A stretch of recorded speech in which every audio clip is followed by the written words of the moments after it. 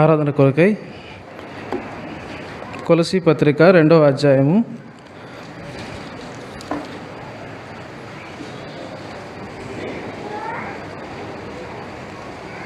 కొలసీ పత్రిక 2వ అధ్యాయము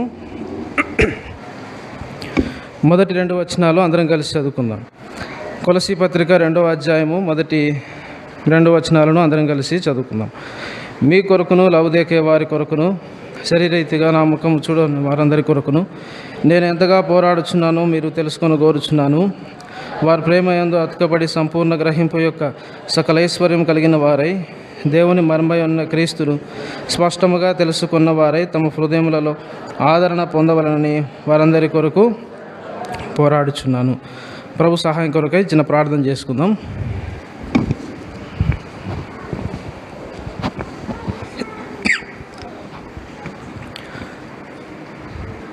మా ప్రేమ గల ప్రియమైన పరలోకపు తండ్రి, నమ్మకమైన దేవా, యేసుక్రీస్తు ప్రభువు వారి శ్రేష్టమైన అత్యున్నతంగా హెచ్చింపబడినటువంటి నామమున స్తుతించి గణపరిచి ఆరాధిస్తూ వస్తున్నాం. మీ యొక్క కలవరి శిలువ బలియాగము ద్వారా నన్ను మమ్మల్ని జ్ఞాపకం చేసుకొని నీతిమంతులుగా తీర్చినందుకు మేము స్తుతించి గణపరిచి ఆరాధిస్తూ వస్తున్నాం. మరి యొక్క ప్రభు దినములో మేము ఆత్మతో సత్యముతో ఆరాధించుటకు మీ యొక్క మందిర ఆవరణలో మమ్మల్ని అందరినీ రీతిగా సమకూర్చినటువంటి విధానముకై వందనం చెల్లిస్తూ వస్తున్నాం. ఈ సమయం ఆరాధన కొరకై చదువబడినటువంటి లేఖన భాగాన్ని మా కొరకై దీవించి ఆశీర్వదించుతురండి. ఆ యొక్క వాక్య భాగంలో నుండి మీరే మాతో మాట్లాడుతురండి. ఎట్లు మేము ఆరాధిస్తున్నాలో మీరే మాకు తేటగా తెలియజేస్తున్నామని ప్రార్థిస్తూ వస్తున్నాం. నిలబడి వాక్యం అందించేటువంటి నన్ను కూడా జ్ఞాపకం చేసుకుంటురండి. నిష్ప్రయోజకమైనటువంటి వాడను మీ యొక్క సిలువ చాటున మరుగుపరిచి అభిషేకించి వాడుకుంటున్నామని ప్రార్థిస్తూ వస్తున్నాను. నీ నోట నా మాటలు ఉంచి నన్ను మీరు సెలవిచ్చినటువంటి వాగ్దానం నా పక్షంగా నెరవేరుస్తున్నామని సమస్త ఘనత మహిమ ప్రభావాలు మీకు ఆరోపించుకుంటూ మా ప్రభు రక్షకుడైన యేసుక్రీస్తు నామమున ప్రార్థించి స్తుతించి అడిగి వేడుకుంటున్నాం తండ్రి, ఆమేన్.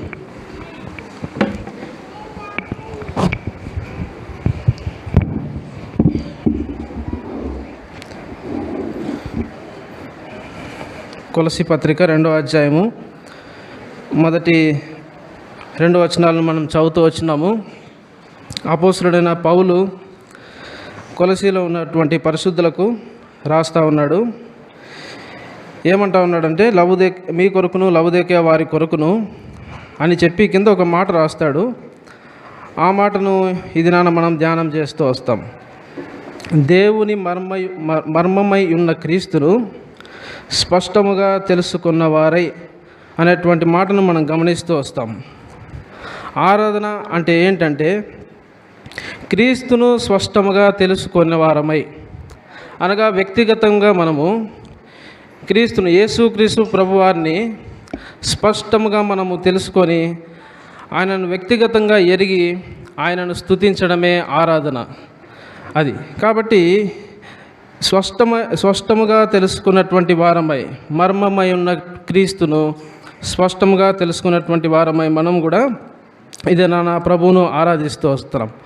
కొత్త నిబంధనలో యేసుక్రీస్తు ప్రభువారిని కొంతమంది వ్యక్తులు స్పష్టంగా ఎరుగుతూ వచ్చినారు. వారి యొక్క జీవితంలో ఐదుగురు వ్యక్తులను మనం చూస్తూ వస్తాము క్లుప్తంగా. వారు యేసుక్రీస్తు ప్రభువారిని వారి యొక్క జీవితంలో ఎంతో స్పష్టంగా ఎరుగుతూ వచ్చినారు. ఆ రీతిగా అటువంటి అనుభవం కలిగినటువంటి వారమై మనము ప్రభువును ఆరాధిస్తూ వస్తాం. మొట్టమొదటిగా అపోస్తలుడైన పౌలు గురించే మనం చూస్తూ వస్తాము. అతను పౌలుగా మార్చబడక మునుపు సౌలుగా ఉంటా వచ్చినాడు. ఏ రీతిగా అతని జీవితం ఉంటా వచ్చిందని మనం చూస్తూ వస్తాం. అపోస్తల కార్యములు 8వ అధ్యాయము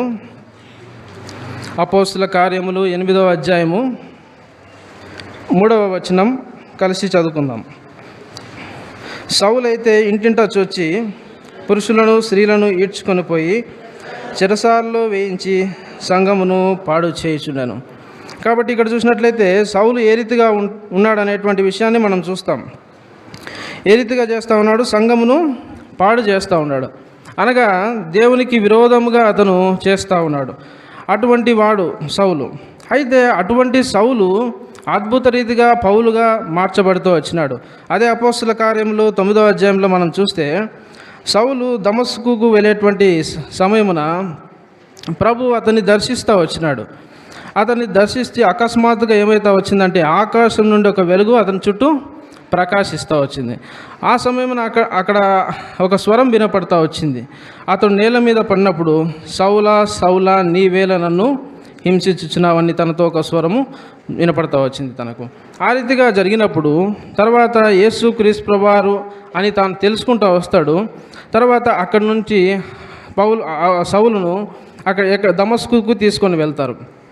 దమస్కుకు తీసుకొని వెళ్ళి తిన్నని దనబడినటువంటి వీధిలో ఉన్నటువంటి యూదా అనేటువంటి వ్యక్తి ఇంట సౌలును ఉంచుతూ వస్తారు.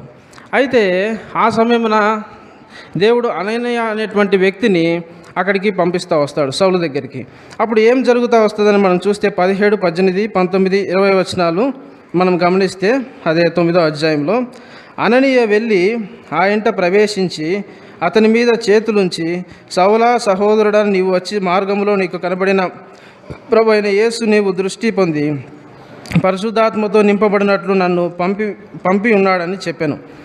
అప్పుడే అతని కన్నుల నుండి పొరల వంటివి రాలగా దృష్టి కలిగి లేచి బాప్తిస్మము పొందెను. తర్వాత ఆహారం పుచ్చుకొని బలపడెను. పిమ్మట అతడు దమస్కులో ఉన్న శిష్యులతో కూడా కొన్ని దినములు ఉండెను. వెంటనే సమాజ మందిరములలో యేసే దేవుని కుమారుడని ఆయనను గూర్చి ప్రకటించుచూ వచ్చారు. కాబట్టి సౌలు జీవితం చూసినట్లయితే మున్పు సంఘమునకు, దేవుని ప్రజలకు దేవునికి విరోధంగా జీవించినటువంటి వాడు.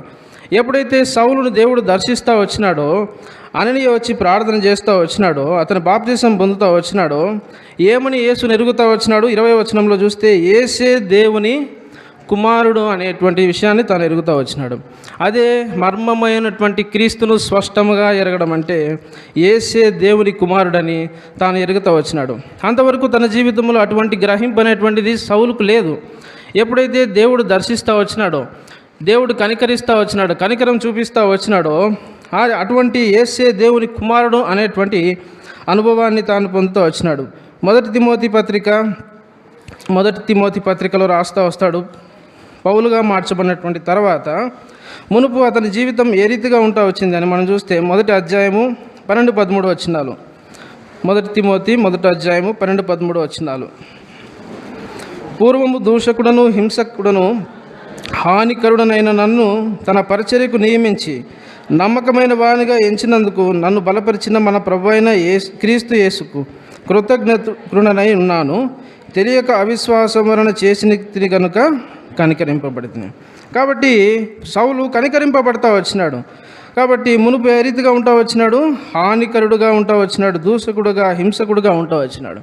కాబట్టి సౌలు వలె మన జీవితం కూడా చూసినట్లయితే పూర్వం మనం కూడా అటువంటి వారమే, దేవునికి విరోధమైనటువంటి కార్యములు చేసినటువంటి వారమే, దూషకుడము, హింసకులము, హానికరమైనటువంటి వారం. అయితే ఆయన ఎప్పుడైతే మనల్ని దర్శిస్తూ వచ్చినాడో, ఆ రీతిగా తెలియక చేస్తూ వచ్చినప్పుడు మనము కనికరింపబడతా వచ్చినాం. అనగా మనం కనికరింపబడతా వచ్చినాం. దేవుడు మన ఎడల కనికరాన్ని చూపిస్తూ వచ్చినాడు. తద్వారా మనం కూడా ఏమవుతా వచ్చినాము? యేసే దేవుని కుమారుడు అనేటువంటి విషయాన్ని మనము తెలుసుకుంటూ వచ్చినాం. కాబట్టి ఈ విషయాన్ని జ్ఞాపకం చేసుకుంటూ మొట్టమొదటిగా మనం సౌలు వలె మనము జీవితం మార్చబడతా వచ్చింది. యేసే దేవుని కుమారుడని మనం ఎరుగుతూ వచ్చాం. అటువంటి గ్రహింపు కలిగినటువంటి వారమై మనము ప్రభువును ఆరాధిస్తూ వస్తాం. ఎటువంటి కనికరము అనేటువంటిది, దేవుని కనికరం అనేటువంటిది ఎటువంటిదని మనం చూస్తే 1 పేతురు పత్రిక 1వ అధ్యాయము 3-4 వచనంలో చివరిలో ఒక మాట రాయబడుతుంది. నేను చదువుతాను, గమనించండి. 1 పేతురు పత్రిక 1వ అధ్యాయము 3-4 వచనాలు కలిసి ఉన్నాయి. చివరిలో ఒక మాట ఉంది. ఆయన తన విశేష కనికరము చొప్పున మనలను మరలా జన్మింపజేశాను. కాబట్టి అటువంటి కనికరాన్ని మనం పొందుతూ వచ్చినాం. దేవుడు మనల్ని దర్శిస్తూ వచ్చినాడు, మన ఎడల విశేష కనికరం చూపిస్తూ వచ్చినాడు. కనుకనే మనము యేసే దేవుని కుమారుడని మనము ఎరుగుతూ వచ్చినాం. పూర్వం మనము దూషకులం, హింసకులము, హానికరులము.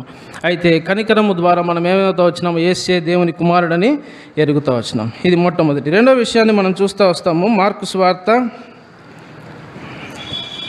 2వ వ్యక్తిని చూస్తూ వస్తాము. మార్కు సువార్త 10వ అధ్యాయము 46వ వచనం నుండి 52వ వచనం వరకు ఒక సందర్భాన్ని మనం గమనించవచ్చు. ఇక్కడ ఒక గ్రుడ్డి భిక్షకుడిని మనం చూస్తాం. తీమై కుమారుడైన భర్తిమైని మనం చూస్తాము. అతను త్రోవ పక్కన కూర్చొని ఉన్నాడు. ఆ సమయమున అక్కడ యేసుక్రీస్తు ప్రభువారు యొక్క త్రోవలో వెళ్తున్నాడని వాడు విని, నజరేయుడైన యేసు ఇక్కడ వెళ్తున్నాడని వాడు విని ఏమంటా వచ్చినాడు, దావీదు కుమారుడా యేసు నన్ను కరుణింపమని కేకలు వేస్తూ వచ్చినాడు. అక్కడ ఉన్నటువంటి వారు ఊరకుండమని వాడిని గద్దిస్తూ వచ్చినారు. అయితే వాడు మరి ఎక్కువగా కేకలు వేస్తూ వచ్చినాడు. అప్పుడు యేసుక్రీస్తు ప్రభువారు ఏం చేస్తూ వచ్చినాడంటే వాడిని పిలువుడని చెప్పగా అతడు ధైర్యం తెచ్చుకొని అక్కడ యేసుక్రీస్తు ప్రభువారి దగ్గరికి వస్తాడు. ఈ విషయాన్ని మనం గమనించినట్లయితే సాధారణంగా భిక్షం అడుగునేటువంటి వారు ఎక్కడ ఉంటారంటే త్రోవ ప్రక్కన ఉంటారు. త్రోవ ప్రక్కన వారు త్రోవలో ఉన్నటువంటి వారు కాదు. ఆ రీతిగానే ఈ యొక్క గురుడి భిక్షకుడు కూడా త్రోవ ప్రక్కన ఉన్నాడు. ఆ గురుడి భిక్షకుడు ఒక మాట అంటూ వచ్చినాడు. ఏమంటా వచ్చినాడు, ఏమని యేసుక్రీస్తు ప్రభువారిని స్పష్టంగా ఎరుగుతూ వచ్చినాడని మనం చూస్తే 48వ వచనంలో, దావీదు కుమారుడా నన్ను కరుణింపమని మరి ఎక్కువగా కేకలు వేసెను. దావీదు కుమారుడా నన్ను కరుణింపమని తాను ఎరుగుతూ వచ్చినాడు. అనగా దావీదు కుమారుడుగా యేసుక్రీస్తు ప్రభువారు తనను కనికరించేటువంటి వాడు, కరుణించేటువంటి వాడని తాను ఎరుగుతూ వచ్చినాడు. యేసుక్రీస్తు ప్రభువారు కరుణించడం ద్వారానే త్రోవ ప్రక్కన ఉన్నటువంటి ఒక గురుడి భిక్షకుడు త్రోవలోనికి చేర్చబడుతూ వచ్చినాడు, త్రోవలోనికి రాబడుతూ వచ్చినాడు. తర్వాత ఏమైతే వచ్చింది, యేసుక్రీస్తు ప్రభువారు వాడిని పిలిచినప్పుడు వాడు దిగ్గున లేచి యేసుని వద్దకు వస్తాడు. తర్వాత యేసుక్రీస్తు ప్రభువారు వాడిని బాగు చేస్తాడు, దృష్టిని అనుగ్రహిస్తాడు. తర్వాత త్రోవలో ఏం చేస్తాడు, ఆయన వెంట చూపు పొంది వెళ్తూ వస్తాడు. కాబట్టి గురుడి భిక్షకుడు అని మనం గమనిస్తూ ఉంటాం సాధారణంగా. కానీ మనం చూసినట్లయితే ఆత్మీయంగా చూసినట్లయితే త్రోవ ప్రక్కన ఉన్నటువంటి ఒక వ్యక్తి యేసుక్రీస్తు ప్రభువారిని కరుణించమని వేడుకున్నప్పుడు ఆయన కరుణించడం ద్వారా ఏమైతే వచ్చినాడు, తను సరైనటువంటి త్రోవలోనికి వస్తూ వచ్చినాడు, ఆయన వెంట వెళ్తూ వచ్చినాడు చూపు పొంది. కాబట్టి మనం కూడా ఒకప్పుడు మన జీవితంలో త్రోవ తప్పినటువంటి వారమే, అనగా త్రోవలో లేనటువంటి వారం, త్రోవ ప్రక్కన ఉన్నటువంటి వారం. అయితే ఆయన కరుణించడం ద్వారా మనం ఏమైతే వచ్చినామంటే త్రోవలోనికి వస్తూ వచ్చినాం. ఆ రీతిగా మనం ఆయన వెంట వెంబడించేటువంటి వారినిగా మనల్ని ఆయన చేస్తూ వచ్చినాడు. ఎఫెసీ పత్రిక 2వ అధ్యాయంలో మనం చూస్తే, ఎఫెసీ పత్రిక 2వ అధ్యాయము 4వ వచనం మొదటి లైన్లో ఒక మాట మనం గమనిస్తూ వస్తాము. దేవుడు కరుణా సంపన్నుడై ఉండి అని, దేవుడు కరుణించేటువంటి వాడుగా ఉన్నాడు. కింద మనం చూసినట్లయితే అదే వచనంలో 5వ వచనం కూడా కలిసింది. మన అపరాధముల చేత చచ్చిన వారమై ఉండినప్పుడు సహితము మన ఎడల చూపిన తన మహా ప్రేమ చేత అని రాయబడుతూ వచ్చింది. కాబట్టి మనం చూసినట్లయితే త్రోవ ప్రక్కన చచ్చినటువంటి స్థితిలో ఉన్నటువంటి వారం, అనగా త్రోవ ప్రక్కన ఉన్నటువంటి వారం అనగా అపవాది యొక్క చెరలో ఉన్నటువంటి వారం. అటువంటి చెరలో ఉన్నటువంటి వారమైన మనలను ఆయన త్రోవలోనికి నడిపిస్తూ వచ్చినాడు. కీర్తనలు 126వ కీర్తన అటువంటి చెరలో ఉన్నటువంటి వారం, త్రోవ ప్రక్కన ఉన్నటువంటి వారమైన మనకు ఏమనుగ్రహిస్తూ వచ్చినాడు అని చూస్తే 126వ కీర్తన మొదటి వచనం,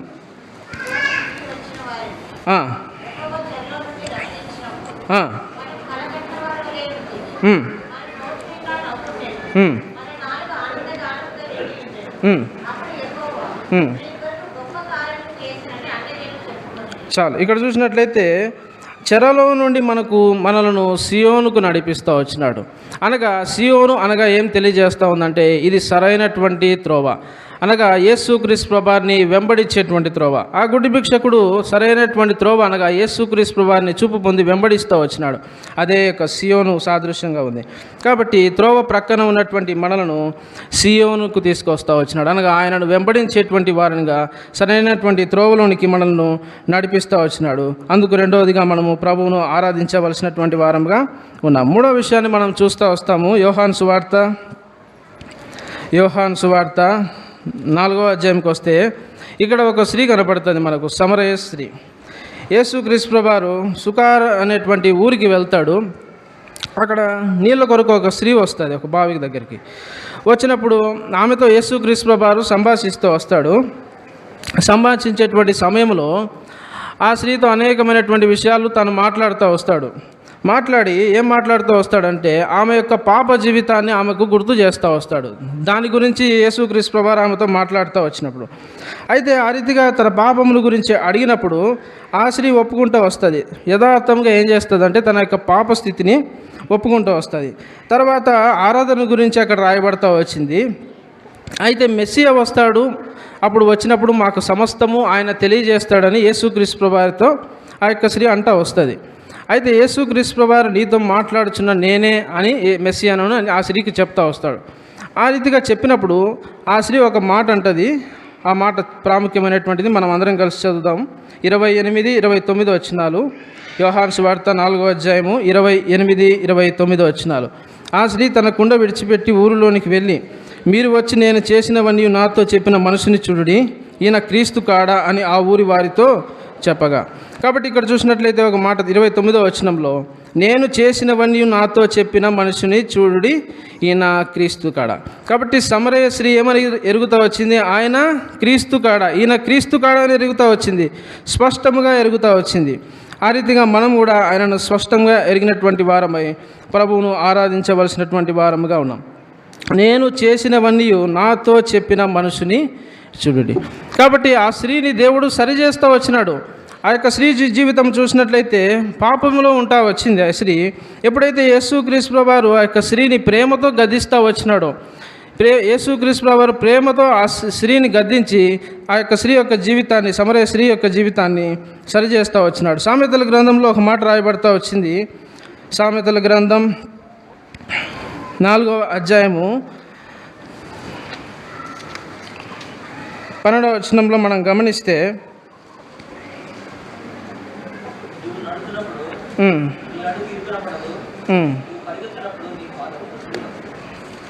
తండ్రి కుమారుని ప్రేమించును అనే మాట ఉంటుంది. ప్రేమించును, గద్దించును అనేటువంటి మాట.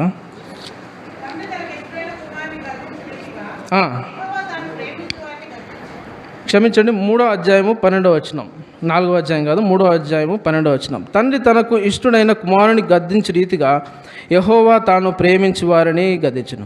కాబట్టి ప్రేమతో కూడినటువంటి గద్దింపును ఆయన చేస్తూ వచ్చినాడు. ఆ యొక్క స్త్రీని అడుగుతూ వచ్చినాడు, ఆ స్త్రీతో సంభాషిస్తూ వచ్చినాడు, మాట్లాడుతూ వచ్చినాడు. తద్వారా ఆయన ఏం చేస్తూ వచ్చినాడంటే ఆ యొక్క సమరయ స్త్రీని తాను సరి చేస్తూ వచ్చినాడు. కాబట్టి మన జీవితంలో కూడా ఒకప్పుడు పాపములో మనం ఉన్నటువంటి వారము, అయితే మనల్ని దేవుడు ఏం చేస్తూ వచ్చినాడంటే సరి చేస్తూ వచ్చినాడు. తద్వారా ఆయనే క్రీస్తు, ఈయనే క్రీస్తు కాడా అంటూ వచ్చింది. ఆ రీతిగా మనం కూడా ఆయనను స్పష్టంగా ఎరుగుతూ వచ్చినాం. ఏ రీతిగా మనము అటువంటి పాపం నుండి విడిపించబడతా వచ్చినామని మనం చూస్తే, ప్రకటన గ్రంథం 1వ అధ్యాయము, ప్రకటన గ్రంథం 1వ అధ్యాయము 6వ వచనంలో మనం గమనిస్తే, మనలను ప్రేమించుచు తన రక్తం వలన మన పాపముల నుండి మనలను విడిపించిన వానికి మహిమ ప్రభావము యుగయుగములు కలుగునుగాక. ఆమేన్. చాలు. ఇక్కడ చూసినట్లయితే యేసుక్రీస్తు ప్రభువారు కలవరి శిలువలో చిందించినటువంటి రక్తము ద్వారానే మనము మన పాపముల నుండి విడిపించబడతా వచ్చినాం. ఆ రీతిగా యేసుక్రీస్తు ప్రభువారి యొక్క రక్తము ద్వారా మన యొక్క పాపము నుండి మనల్ని ఏం చేస్తూ వచ్చినాడు? ఆయన సరి చేస్తూ వచ్చినాడు. అందుకొరకై మనము ఈ ఉదయకాల సమయమున మనము ప్రభువును ఆరాధించవలసినటువంటి వారముగా ఉన్నాం. ఇది 3వ సంగతి. 4వ విషయాన్ని మనం చూస్తూ వస్తాము. లూకాసు వార్త 2వ అధ్యాయము 29, 32 వచనాలు కలిసి ఉన్నాయి. అందరం కలిసి చదువుకుందాం. లూకాసు వార్త 2వ అధ్యాయము 29, 32 వచనాలు కలిసి ఉన్నాయి, కలిసి చదువుకుందాం. నాదా, ఇప్పుడు నీవు మాట చొప్పున సమాధానంతో నీ దాసుని పోనిచ్చుచున్నావు. అన్యజనులకు నిన్ను బయలుపరచుటకు వెలుగుగాను, నీ ప్రజలైన ఇశ్రాయేలుకు మహిమగాను, నీవు సకల ప్రజల ఎదుట సిద్ధపరిచిన నీ రక్షణ నేను కనులారా చూచితిని. ఇక్కడ చూసినట్లయితే సుమయోను అనేటువంటి వ్యక్తి గురించి రాయబడినటువంటి మాటలు మనం చూస్తాం. యేసుక్రీస్తు ప్రభువారిని బాల్యంగా ఉన్నప్పుడు తల్లిదండ్రులు అక్కడికి దేవాలయంలోనికి తీసుకొని వచ్చినప్పుడు యేసుక్రీస్తు ప్రభువారిని ఎత్తుకొని ఆయన దేవుని స్తుతించుతూ ఈ మాటలు చెప్తా వచ్చినాడు. ఏమని చెప్తా వచ్చినాడంటే, ఒక ప్రాముఖ్యమైనటువంటి మాట రాయబడతా వచ్చింది, గమనించండి. నీవు సకల ప్రజల ఎదుట సిద్ధపరిచిన నీ రక్షణ నేను కనులారా చూచితిని. కాబట్టి యేసుక్రీస్తు ప్రభువారిని స్పష్టంగా ఎరుగుట 4వదిగా ఏంటంటే రక్షణను కనులారా చూడడమే. రక్షణను అనగా రక్షకుడైన యేసుక్రీస్తు ప్రభువారిని తాను కనులారా చూస్తూ వచ్చినాడు. అనగా రక్షణను చూడడం అనేటువంటిది ఏం తెలియజేస్తూ ఉందంటే, అదే వచనంలో ముందుగా రాయబడుతూ వచ్చింది. అన్యజనులకు నిన్ను బయలుపరచుటకు వెలుగుగాను. కాబట్టి వెలుగైనటువంటి దేవుణ్ణి, వెలుగైన యేసుక్రీస్తు ప్రభువారిని ఇక సిమియోను చూస్తూ వచ్చినాడు. కాబట్టి రక్షకుడైనటువంటి యేసుక్రీస్తు ప్రభువారు అనగా వెలుగైనటువంటి యేసుక్రీస్తు ప్రభువారు అనగా మన యొక్క జీవితం చూసినట్లయితే ఒకప్పుడు మనము చీకటిలో ఉన్నటువంటి వారము, అయితే వెలుగులోనికి మనము నడిపింపబడతా వచ్చినాము. యోబు తన రాస్తా వస్తాడు 12వ అధ్యాయంలో, యోబు గ్రంథం 12వ అధ్యాయము 22వ వచనం.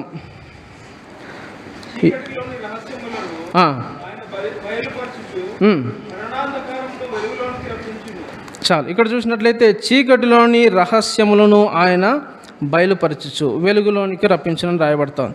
కాబట్టి చీకటిలో ఉన్నటువంటి వారం అంటే మన జీవితంలో రహస్యమైనటువంటి కార్యములు, రహస్యమైనటువంటి పాపములు చేయుచున్నటువంటి వారం.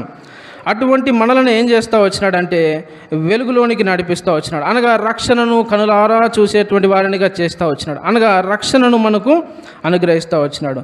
మనము రహస్యమైనటువంటి కార్యంలో చేసేటువంటి వారం. కీర్తనలో మనం చూసినట్లయితే కీర్తనలు 90వ కీర్తన 8వ వచనం, ఆయన యొక్క ముఖకాంతిలో రహస్య పాపములన్నీ కూడా కనపడతా ఉన్నాయంట.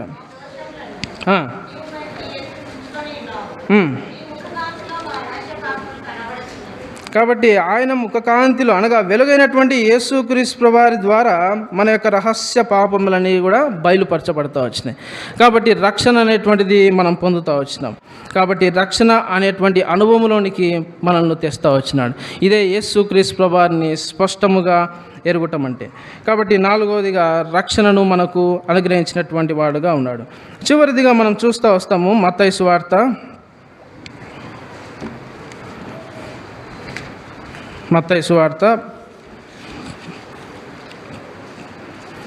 16వ అధ్యాయము 16వ వచనం కలిసి చదువుకుందాము. 16 మత్తయి 16. అందుకు సీమోను పేతురు, నీవు సజీవుడవు దేవుని కుమారుడనువైన క్రీస్తు అని చెప్పను.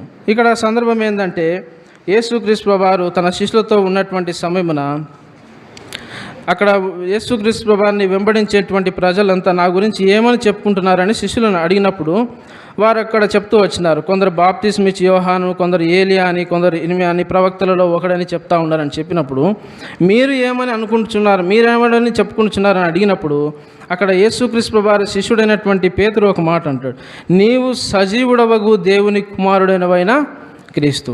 కాబట్టి పేతురు ఒక్కడే యేసుక్రీస్తు ప్రభువారిని స్పష్టంగా ఎరుగుతూ వచ్చినాడు. ఏమని ఎరుగుతూ వచ్చినాడు? సజీవుడవగు దేవుని కుమారుడు అయిన క్రీస్తు అని ఎరుగుతూ వచ్చినాడు. కాబట్టి ఇక్కడ మనం గమనించేటువంటి మాట, ఆయన సజీవుడు. కాబట్టి యేసుక్రీస్తు ప్రభువారు సజీవుడు, నిరంతరము జీవించేటువంటి వాడు అనేటువంటి గ్రహింపు, స్పష్టమైనటువంటి గ్రహింపు పేతురుకు కలుగుతూ వచ్చింది. కాబట్టి మనం చూసినట్లయితే ఆయన నిత్యము జీవించేటువంటి వాడు, నిరంతరము జీవించేటువంటి వాడు. ప్రకటన గ్రంథం 1వ అధ్యాయము 18వ వచనంలో మనం చూస్తే అది రాయబడుతూ వస్తుంది. ప్రకటన 1వ అధ్యాయము 18వ వచనం.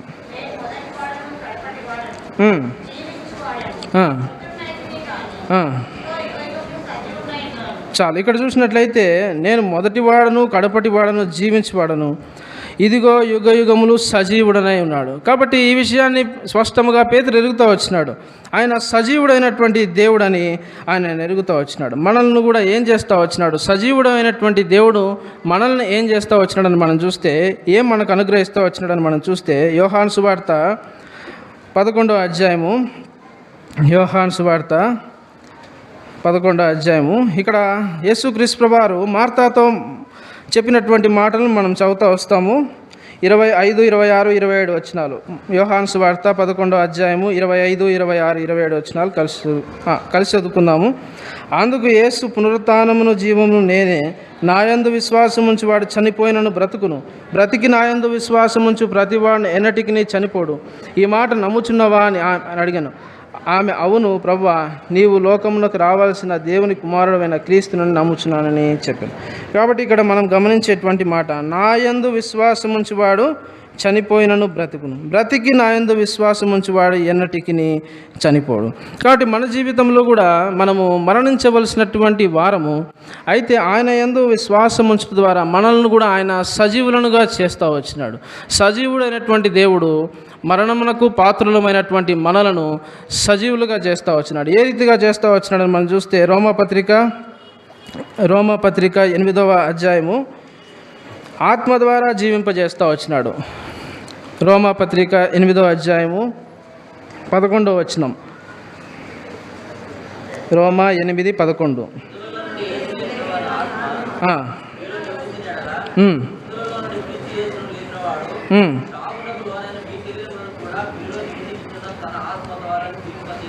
చాలు. ఇక్కడ చూసినట్లయితే చావునకు లోనైన మీ శరీరములను కూడా మీలో నివసించుచున్న తన ఆత్మ ద్వారా జీవింపజేసి. కాబట్టి సజీవుడైనటువంటి దేవుడు మరణమునకు చావునకు లోనైనటువంటి మన శరీరములను ఆత్మ ద్వారా తాను మనల్ని జీవింపజేస్తూ వచ్చినాడు. అనగా మరణమును తప్పిస్తూ వచ్చినాడు, సజీవులనుగా చేస్తూ వచ్చినాడు. ఆ విషయాన్ని పేతురు గుర్తిస్తూ వచ్చినాడు. సజీవుడైనటువంటి దేవుడని పేతురు అక్కడ యేసుక్రీస్తు వారికి ఉత్తరం ఇస్తూ వచ్చినాడు. కాబట్టి 5 విషయాలు చూస్తూ వచ్చినాం. స్పష్టముగా మర్మమైనటువంటి క్రీస్తును స్పష్టముగా ఎరిగినటువంటి వారమై ఇదనాడు మనము ప్రభువును ఆరాధిస్తూ వస్తాం. మొట్టమొదటిగా మనం అపోస్తలుడైన సౌలుగా ఉన్నప్పుడు ఆయన ఏం చేస్తూ వచ్చినాడు? బాప్తిసం పొందినటువంటి తర్వాత క్రీస్తే దేవుని కుమారుడు, యేసే దేవుని కుమారుడు అని తాను ఏం చేస్తూ వచ్చినాడు? అన్యజనుల యొద్దకు వెళ్ళి ప్రకటిస్తూ వచ్చినాడు. యూదులకు ప్రకటిస్తూ వచ్చినాడు, అన్యజనులకు ప్రకటిస్తూ వచ్చినాడు. కాబట్టి అటువంటి గ్రహింపు కలిగినటువంటి వారమే. అనగా మనం ఆయన కనికరం పొందుతూ వచ్చినాం. పూర్వం దూషకులం, హింసకులం, హానికరులం. ఆయన కనికరం ద్వారా యేసే దేవుని కుమారుడని మనము ఎరుగుతూ వచ్చినాం. రెండవదిగా మనం చూస్తూ వచ్చినాము మార్క్స్ వార్తలో తీమయి కుమారుడైనటువంటి బర్తిమేయుని గురించి మనం చూస్తూ వచ్చినాం. త్రోవ ప్రక్కన ఉన్నటువంటి వాడు కరుణింపబడటం ద్వారా త్రోవలోనికి నడిపింపబడుతూ వచ్చినాడు. అనగా యేసుక్రీస్తు ప్రభువారిని చూపు పొంది వెంబడిస్తూ వచ్చినాడు.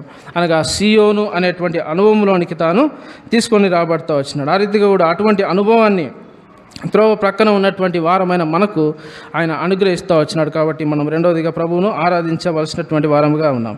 మూడో విషయాన్ని మనం చూస్తూ వచ్చినాం. సమరయ స్త్రీని ఆయన సరి చేస్తూ వచ్చినాడు. ఆయన మెస్సియా అని ఆమె గుర్తిస్తూ వచ్చింది. ఈయన క్రీస్తు కాడా అంటూ వచ్చింది. కాబట్టి మన పాపము నుండి ఆయన మనల్ని సరిచేస్తూ వచ్చినాడు. అందును బట్టి మనము ప్రభువును ఆరాధించవలసినటువంటి వారంగా ఆయన సిలువను జ్ఞాపకం చేసుకొని ఆయన సిలువ ద్వారా మనం పాపము నుండి విడిపించబడతా వచ్చినాం.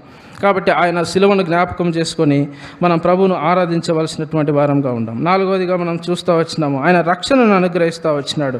మనం చూస్తూ వచ్చినాము సిమియోను గురించి. రక్షణను ఆయన కనులారా చూస్తూ వచ్చినాడు, వెలుగును చూస్తూ వచ్చినాడు. మన యొక్క రహస్య పాపములన్నిటినీ కూడా ఆయన క్షమించి వేసి రక్షణ అనేటువంటిది మనకు అనుగ్రహిస్తూ వచ్చినాడు. కాబట్టి మనం ప్రభువును ఆరాధించవలసినటువంటి వారంగా ఉన్నాం. చివరిదిగా పేతురు సజీవుడని ఎరుగుతూ వచ్చినాడు. కాబట్టి సజీవుడైనటువంటి దేవుడు మనం చావునకు లోనైనటువంటి మనలను ఆయన మరణం నుండి తప్పించి సజీవులనుగా ఆత్మ ద్వారా మనల్ని జీవింపజేస్తూ వచ్చినాడు. ఈ విషయాలను జ్ఞాపకం చేసుకొని మనము ప్రభువును ఆరాధిస్తూ వస్తాం. అదే మాట మనం చదువుకుంటూ వస్తాం. కొలసీ పత్రిక 2వ అధ్యాయము